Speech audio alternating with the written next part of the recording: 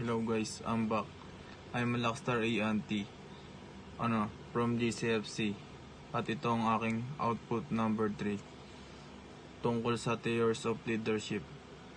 Ang tanong, naniniwala ka ba na ang leader ay pinanganak na katangian, trait theory o nabubuo na nadidevelop sa pamamagitan ng karanasan at pag-aaral? Process transformation theory. Ipaliwanag ang iyong sagot. Ito ang tanong number 1. Ano ang sinasabi ng trait theory tungkol sa mga leader na ipinanganak na may katangian?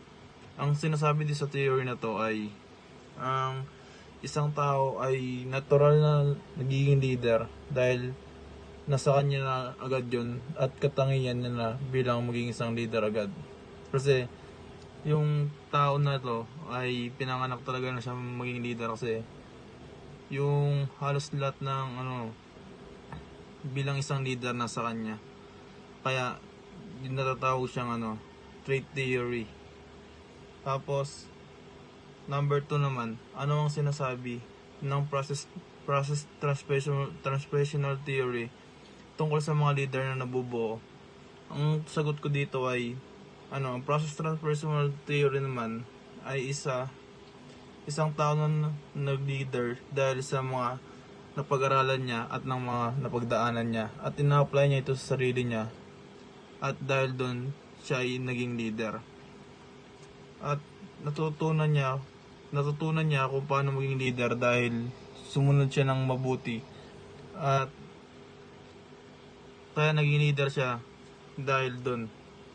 At ito, number 3. Saan panig ka naniniwala at bakit? Mas naniniwala ako sa process transformational theory dahil lahat naman ay natututunan ng paunti-unti.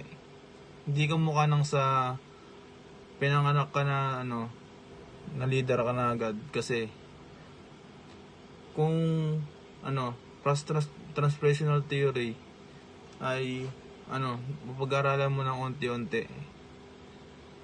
At number 4, maaari ka bang magbigay ng halimbawa ng isang leader, sikat mula sa inyong komunidad o personal na kakilala na sumusuporta sa iyong paninindigan?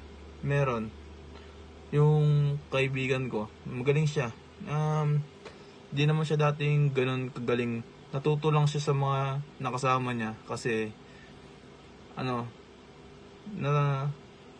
sa mga nakakasama niya, magaling na leader yung mga yon.